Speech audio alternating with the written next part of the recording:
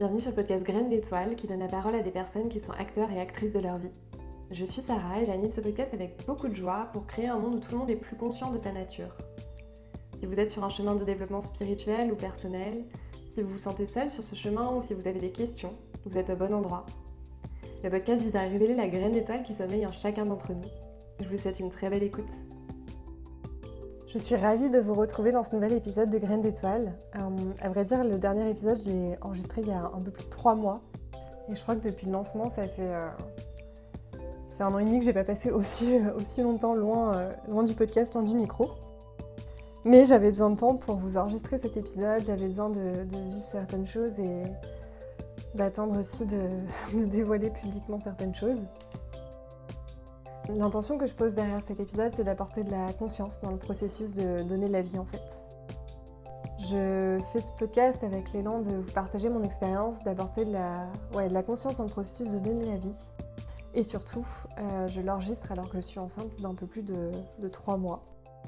Enfin, maintenant, je compte en semaines comme tout le personnel médical, mais en gros, ça fait ça.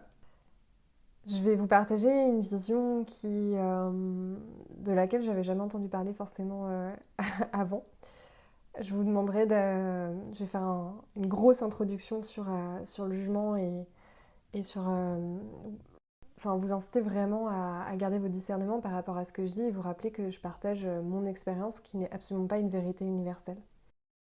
Je vais vous demander de faire attention au jugement et surtout dans des sujets qui touchent la grossesse, la parentalité, je m'aperçois qu'il y a beaucoup de jugements et vous n'êtes pas du tout obligé d'adhérer à ce que je vais vous partager.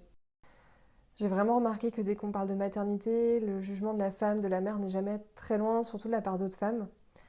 Et je prétends pas du tout à travers ce podcast que ma maternité est parfaite. Je pense que chaque parcours dans la parentalité est unique en son genre et qu'on a tous à vivre quelque chose à travers ça qui n'est pas forcément le même chemin. Moi, j'ai l'intention de vous proposer une vision qui me parle, qui est un peu différente, qui, moi, personnellement, m'enchante et qui m'a apporté un autre regard sur les enfants qui rejoignent cette terre, en fait. Si vous écoutez l'épisode jusqu'au bout, vous verrez que j'ai quand même pas eu du tout un début de grossesse idyllique et que j'ai pas mal de défis dans la matière qui persistent. Je partage du coup cette vision qui me tient à cœur parce que personnellement, moi, ça me reconnecte à ma responsabilité et à ma puissance. Ça me pousse à faire des choix en fait hyper forts et alignés en ayant cette conscience et c'est vraiment un chemin d'éveil dans le corps et dans l'âme comme j'ai jamais en fait connu jusqu'à présent. Je tiens à vous rassurer si vous êtes des futurs parents ou déjà parents et que vous n'avez pas eu la même chose que moi, la même expérience que moi, les mêmes ressentis, c'est ok. Je pense pas qu'il y ait de bonne ou de mauvaise façon de vivre la parentalité et en conscience ça signifie pas forcément mieux, ça signifie là dans le en conscience que je pose dans le titre, j'ai longtemps hésité à l'appeler comme ça, c'est plutôt prendre conscience de l'invisible dans ce processus-là. Ouais, dans la vision que j'ai envie de partager, c'est aussi quelque chose qui est un petit peu moins médical, qui est plus relié au vivant et à la magie de la vie en fait au final.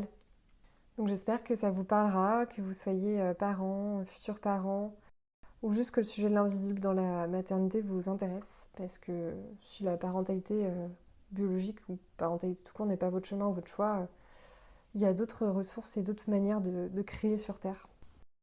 J'espère vraiment que vous avez entendu cette introduction et que vous ferez votre propre idée et que vous ne prendrez pas pour argent comptant tout ce que je vous dis. J'avais envie, avant d'aller plus loin, de vous partager un peu mon prisme en fait, qui me fait aujourd'hui partager ce que je vais vous partager. Le prisme que j'adopte aujourd'hui, qui est le mien, c'est que on est tous des âmes qui s'incarnent sur Terre pour apprendre, sur une terre-école. On a eu, pour la plupart d'entre nous, plusieurs incarnations derrière et peut-être encore devant. Et donc un bébé qui s'incarne sur Terre, c'est donc une âme qui s'incarne sur Terre et qui n'est pas totalement vierge de toute expérience. Il fait également plus ou moins le choix en conscience de revenir sur cette Terre. Bon, j'ai bien une autre partie de moi qui considère que cela est une illusion et que c'est juste une histoire qu'on se raconte, que c'est pas si important en réalité. Et des fois, j'ai un peu l'impression que le concept d'âme et l'histoire d'incarnation, c'est finalement une étape pour assimiler un niveau de conscience, mais qu'il y a autre chose derrière. Mais bon, je suis pas encore complètement allée au bout de ce raisonnement, donc je vais garder ça pour moi et on va partir pour l'instant du prisme que donc il y a une âme qui s'incarne sur Terre et qui du coup a choisi pour l'instant mon corps pour s'incarner. Quand on parle d'âme, du coup, la grossesse, elle démarre bien avant la conception, en fait, la conception physique. Il y a un processus vraiment spirituel en amont où il y a 3 âmes qui choisissent, donc le bébé âme, la maman et le papa dans les couples hétérosexuels et d'autres géniteurs dans d'autres cas. Je tiens à préciser que je n'exclus personne du débat, que je ne considère pas avoir un chemin meilleur qu'un autre, mais je vais juste partager mon expérience qui est celle d'une femme hétérosexuelle de 28 ans qui n'a pas eu de soucis particuliers par chance pour créer la vie. Si vous êtes dans d'autres situations, je ne les exclue pas du tout, mais je ne vais pas m'attarder dessus parce que ce podcast c'est avant tout un partage d'expérience, pas de vérité absolue, et je ne pourrais pas me pencher sur toutes les situations de création de la vie. Et donc je choisirais la voie de la simplicité en vous partageant tout simplement de ce que je connais et de ce que j'expérimente dans le corps. Pareil, je vous mettrai des ressources à la fin s'il y a d'autres situations qui vous intéressent. Je vais vous retracer rapidement mon parcours également sur le sujet de la maternité parce que ça n'a quand même pas été évident pour moi d'en être là aujourd'hui et ça a été un gros processus de reconnexion à moi finalement. J'ai pas toujours eu cette conception de la vie et de l'incarnation de l'âme, loin de là. Quand j'étais plus jeune, quand j'étais ado, je faisais vraiment partie de ces femmes qui voulaient pas d'enfants. Pour moi, c'était synonyme de trop sacrifice et ouais, vraiment, j'avais pas d'image de mère épanouie autour de moi.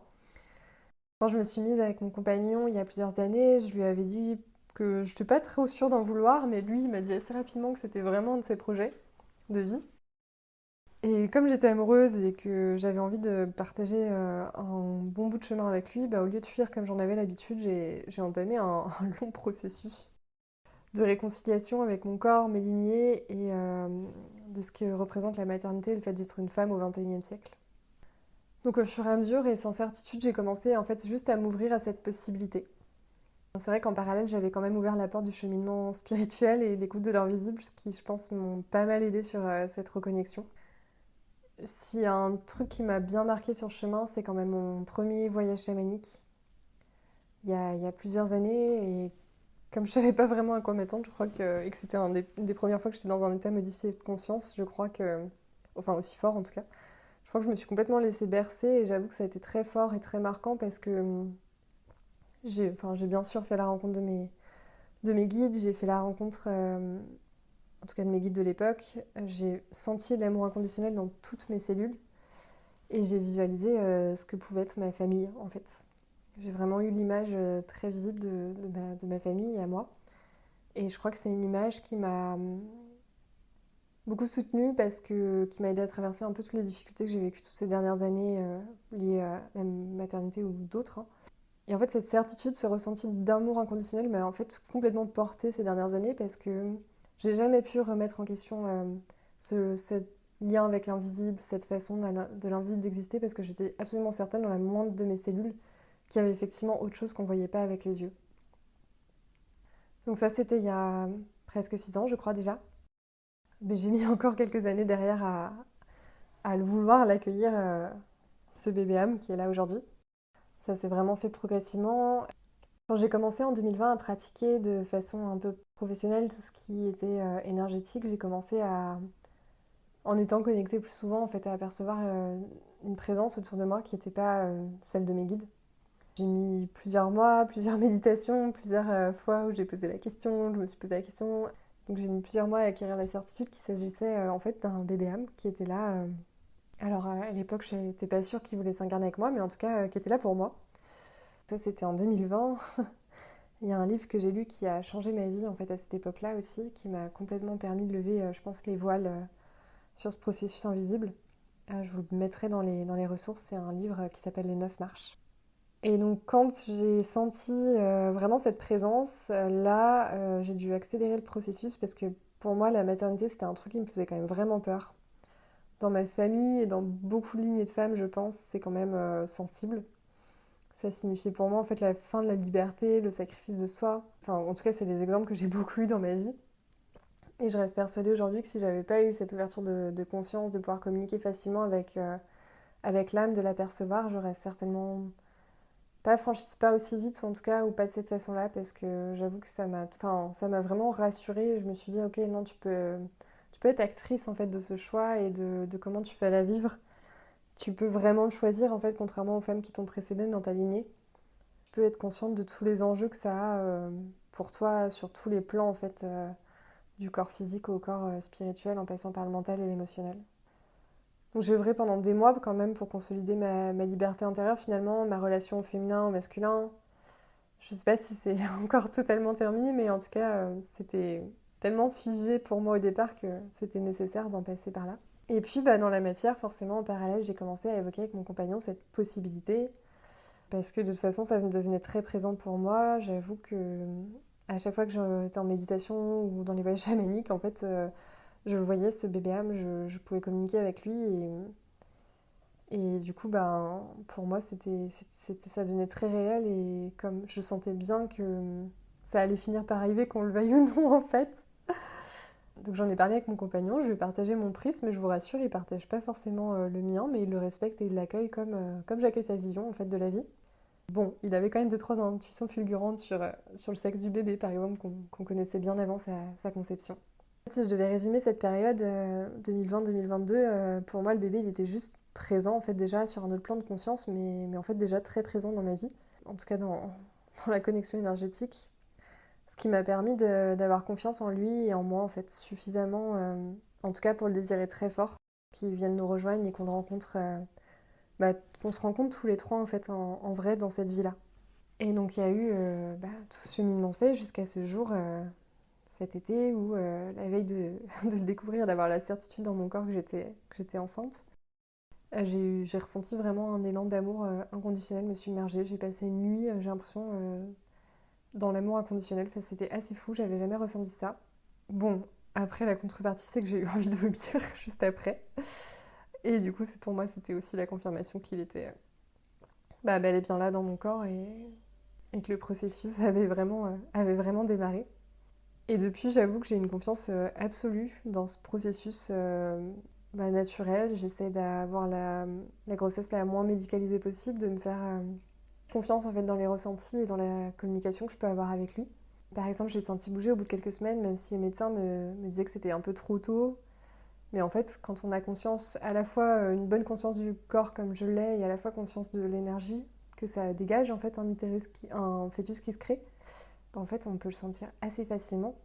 C'est son âme, en fait, qu'on peut sentir au cœur, en fait, de son propre utérus. Pas forcément en permanence, là aussi, je vous conseillerais des lectures si ça vous intéresse, mais du coup, je l'ai senti assez tôt et par exemple, quand les médecins me posaient la sonde pour les échos, les choses comme ça, savoir où il était, je leur disais tout de suite dans quel côté il était et je me trompais pas souvent. Je me suis pas trompée d'ailleurs. Donc ça permettait aussi de confirmer également dans la matière mon ressenti physique, énergétique. Bref, donc ça c'était un peu mon parcours rapidement pour que vous puissiez un peu comprendre et voir tout le cheminement.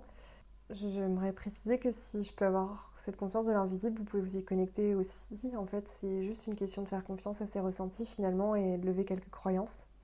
D'ailleurs, cette année, j'ai quand même reçu beaucoup de parents, de femmes et d'hommes autour de la question de la parentalité et j'ai vu beaucoup de bébés âmes qui pouvaient graviter autour d'eux, qui étaient prêts à s'incarner aussi, mais c'est pas évident de parler de ce sujet tout le temps.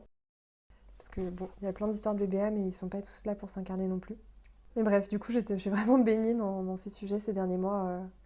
Pas forcément en l'ayant choisi à 100%, c'est pas un sujet sur lequel je veux me spécialiser absolument, mais en tout cas c'est là. En tout cas, il est certainement pas particulier, mais forcément il est unique dans ma façon de le vivre et de le partager. Ce qui est sûr, c'est que j'ai un grand respect et une grande gratitude pour le processus qui me traverse encore aujourd'hui et en fait d'être capable de créer la vie tout simplement. J'ai aussi une certaine humilité parce que je sais que nos âmes se sont choisies mutuellement pour apprendre, en fait. Et que cette incarnation, elle sera, comme pour la mienne, comme pour ce bébé, ça sera une incarnation parmi d'autres, a priori. Et qui ne pourra pas se résumer, du coup, à être que mon bébé que je façonne comme je voudrais. C'est bien plus que cela, en fait, c'est une âme en apprentissage avec sa lumière et ses ombres. Et du coup, j'essaye de me rappeler qu'il m'appartiendra... Alors pour l'instant, c'est facile, hein, je verrai dans quelques mois. Mais j'essaye de me dire qu'il ne m'appartiendra pas complètement et qu'on l'élèvera, qu'on le guidera du mieux qu'on peut, mais qu'il aura son propre chemin à tracer dans cette vie. J'ai fini sur mon parcours, je voulais vous partager ensuite un peu plus de ce que ça m'a amené à conscientiser sur toutes ces histoires de rôles et de personnages. Et si vous posez des questions sur le personnage, je vous invite à écouter l'épisode que j'ai fait sur Habiter le quotidien où j'en parle un peu plus précisément. Mais c'est fascinant parce que du coup la grossesse, le chemin de la parentalité, je pense que ce n'est que le début de mon processus d'observation des personnages dans ce monde-là, mais mais c'est quand même assez flagrant. En tout cas, c'est drôle la grossesse parce qu'on se retrouve dans un processus de la matrice de la vie un peu vieux comme le monde et en même temps c'est hyper solitaire. En tout cas en France au XXIe siècle. C'est un processus solitaire parce que si on ne veut pas remettre son pouvoir entre les mains des médecins, en tout cas à 100% dans le cas d'une grossesse sans risque, ça demande vraiment d'écouter sa voix intérieure et uniquement ça. Ça demande de s'écouter et de pas forcément écouter les dizaines de personnes qui ont un conseil ou un avis à donner sur la façon de gérer au mieux tout ça alors qu'elles n'ont elles-mêmes jamais porté la vie. Alors oui, je réagis beaucoup, ça me challenge beaucoup les avis des autres en ce moment sur ça. J'observe ce qui réagit en moi. C'est pas si mal finalement. Mais solitude aussi parce que moi j'étais peut-être un peu naïve, mais j'ai pas beaucoup d'amis qui ont déjà des enfants et en tout cas proches. Et je pensais que le bouleversement il allait être au moment de l'accouchement, que j'allais avoir 9 mois tranquillou, un peu crescendo jusque-là. Mais en fait ça s'est fait du jour au lendemain, c'est-à-dire du jour au lendemain, toutes mes projections, toutes mes certitudes, tout mon être a volé en éclats en fait. Du jour au lendemain, on était deux dans mon corps et mon âme.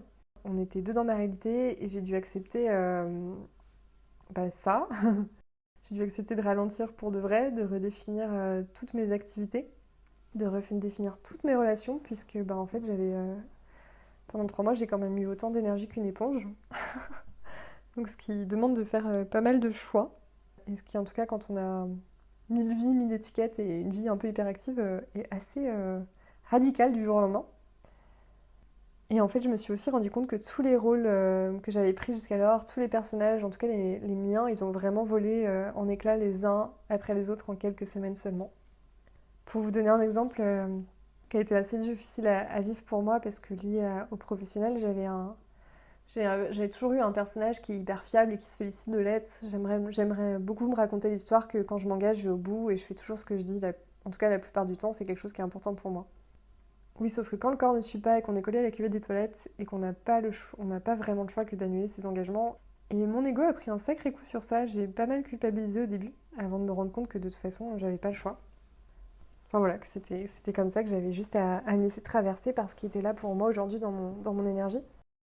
Dans la famille aussi, ça redéfinit pas mal de choses. Alors là, je pense que je suis qu'au début et pas au bout de mes surprises, mais forcément, les personnages du jour au lendemain, c'est fou parce qu'ils changent, mais de façon du coup volontaire presque de la part de tout le monde, parce qu'on passe d'un statut d'enfant avec ses parents à celui de parents à leur niveau également. Et je crois que mes relations avec mes proches n'ont jamais changé aussi rapidement. Parfois, ça apaise des situations vieilles, parfois, ça les met en exergue. Bref, je continue d'observer cette valse des personnages qui se redéfinissent assez rapidement à l'aube de la parentalité. Et c'est fascinant comme ils sont mouvants assez facilement. En tout cas, dans mon entourage, dans ma famille, c'est quelque chose qui bouge assez facilement, alors que les personnages, j'ai plutôt observé jusqu'à présent que c'était des choses auxquelles on s'accrochait. Et là, dans ce cas-là, c'est quelque chose qui évolue assez facilement, comme s'il y avait un nouveau mode, un nouveau rôle à adopter vite, vite, vite pour tout le monde, quoi. Voilà, mais ça, je pense que j'en reparlerai dans quelques mois. Je pense que ce n'est vraiment que le début de tout ça. Et puis, comme d'habitude, dans tous les podcasts Graines d'étoiles que je fais, j'ai envie non seulement de poser un autre regard de conscience, mais de partager aussi les challenges et le fait que ça peut paraître assez extraordinaire ou assez magique, ce lien que j'ai déjà construit avec mon bébé âme, mais en fait, c'est pas parce que j'ai une approche spirituelle et connectée que c'est simple.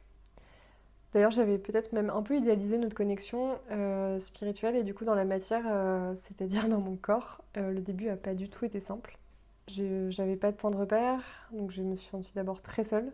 Émotionnellement, ça a été très dur, surtout quand on est plus ou moins tenu au silence, mais j'ai surtout eu beaucoup de nausées et des vomissements assez forts, en plus de la fatigue.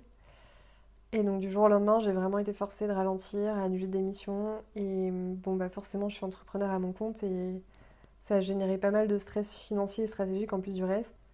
C'est une période que j'ai pas totalement clôturée. Je suis encore en train de digérer, d'intégrer dans la matière certains changements, mais finalement, c'est vraiment bien. Ça me force à prendre des décisions qui étaient latentes depuis quelques mois. Ce qui est sûr, c'est que du coup, ça a libéré un espace en moi. En fait, un espace de vide pour sauter et vraiment être dans la joie, en fait, parce que dans tout ce que je fais, puisque le peu d'énergie que j'avais et que j'ai pas encore complètement récupéré, en fait, ça me permettait pas de compromis. J'ai l'impression un peu que c'est comme si à travers en fait ce processus d'accueil de la vie, j'avais enfin compris comment rester dans le moment présent. Parce que mon énergie, en fonction des nausées que j'avais plus ou moins fortes, je pouvais d'une heure à l'autre pas forcément faire la même chose, j'étais obligée de faire des pauses, je pouvais plus travailler une journée entière sans le payer le lendemain. Donc j'ai dû vraiment réduire mon rythme de travail, vraiment écouter quand est-ce que c'était ok pour moi de travailler ou d'accorder du temps aux autres, en sachant que je vomissais quand même plusieurs fois par jour au début. Donc j'ai appris à essayer de détecter les périodes où ça arrivait, détecter quand est-ce que c'était ok pour moi, quand est-ce que je franchissais ma ligne rouge. Bon, je l'ai franchi plusieurs fois, hein, mais j'ai appris. Et en fait, comme aucun jour ne se ressemblait, finalement, j'ai vraiment dû être à mon écoute profonde et être dans l'instant présent, finalement. Ça m'a vraiment forcé à ça. Enfin, ça a quand même été doux dans le sens où j'ai quand même été soutenue par mon entourage, soutenue par mon compagnon avant tout. Et du coup, ça a été difficile et en même temps doux. Je sais pas comment dire. Le truc qui a été un peu moins doux et sur lequel j'ai pas mal résisté et lutté, c'est quand même de faire le deuil de mon ancienne version de moi. En fait, je pensais vraiment, je crois que je l'ai déjà dit au tout début, mais je pensais vraiment que la grossesse, c'était un truc crescendo jusqu'à l'accouchement qui bouleversait. En fait, j'ai senti tellement rapidement mon identité se diluer, en fait, pour lui faire de la place au BBM, que du jour au lendemain, j'ai fait un deuil, quoi, de la personne que j'étais et qui est déjà en transformation complète au bout de quelques semaines de grossesse. Alors, je pense que c'est pas du tout ni spirituel, ni nouveau ce que je dis. Je pense que toutes les personnes qui portent la vie sont confrontées à ça, mais voilà, ça me fait du bien de le déposer là. Ce qui est certain, par contre, c'est que pendant les premières semaines, du coup, très difficiles, je me suis vraiment raccrochée à la sensation que j'avais plus que ça, qu'il y avait plus grand que juste l'expérience désagréable, que j'avais vraiment un lien d'âme à âme qui était vraiment en train de se forger pour longtemps. Et des fois, je me suis demandé si c'était pas là pour me rassurer, et en fait, je me suis dit, bah, en fait, peut-être. Mais en fait, si ça me donne la confiance et la force nécessaire pour créer ma vie, créer le monde dans lequel j'ai envie que le bébé me grandisse, alors bah ouais, c'est ok en fait pour moi de me rassurer comme ça. Voilà ce que j'avais envie de vous partager aujourd'hui. J'espère que c'est pas trop brouillon. Je le fais un peu brut comme ça m'est venu, avec ce que je suis capable de partager à l'instant T. J'avais vraiment l'élan de le faire. Des fois, je me dis je le fais un peu trop tôt dans mon parcours. Peut-être que j'aurai d'autres choses à dire dans les prochains mois, mais qui sait, peut-être que je compléterai. En tout cas, j'ai pas de conseils à donner si ce n'est de rester présent dans l'expérience et de vous écouter vous, de suivre votre intuition et pas forcément les autres, encore une fois, en tout cas de faire preuve de discernement. Et encore une fois, je parle de mon cas qui est quand même celui d'une grossesse qui n'a pas de risque. Si le sujet vous intéresse, je vous conseille vraiment de lire Les 9 marches de Anne Givaudan et Daniel Meroy, qui m'a vraiment permis de changer de regard sur tout ce processus et qui m'a permis de l'expérimenter à ma manière en fait et d'affiner ma vision. Je peux pas terminer cet épisode sans remercier vraiment à la fois l'âme qui m'a choisi du coup pour être sa mère et à la fois mon compagnon pour tout le projet qu'on est en train de créer, toute la famille qu'on est en train de créer là maintenant. Je pense qu'il y a encore de belles surprises à venir, on verra. Gratitude de vivre ça, gratitude de le partager avec vous. J'espère que ça vous aura parlé cet épisode. Vous n'hésiterez pas à me faire des retours, à me poser des questions si jamais il y a des choses qui sont pas claires ou vous avez envie que je revienne dessus. Je reprends un peu le fil de mon énergie et je prépare les prochains épisodes avec de nouveaux super invités. Donc je vous partagerai très prochainement dans de nouveaux épisodes. Je vous souhaite une très belle journée et je vous dis à très vite. Merci pour votre écoute. J'espère que cet épisode vous a plu. Si c'est le cas, n'hésitez pas à le partager autour de vous et à le faire connaître. On se retrouve dans tous les cas très bientôt pour un prochain épisode de Graines d'étoiles. Si vous voulez être tenu au courant de l'actualité du podcast, vous pouvez me suivre sur Instagram ou bien vous abonner à votre plateforme d'écoute. À très bientôt.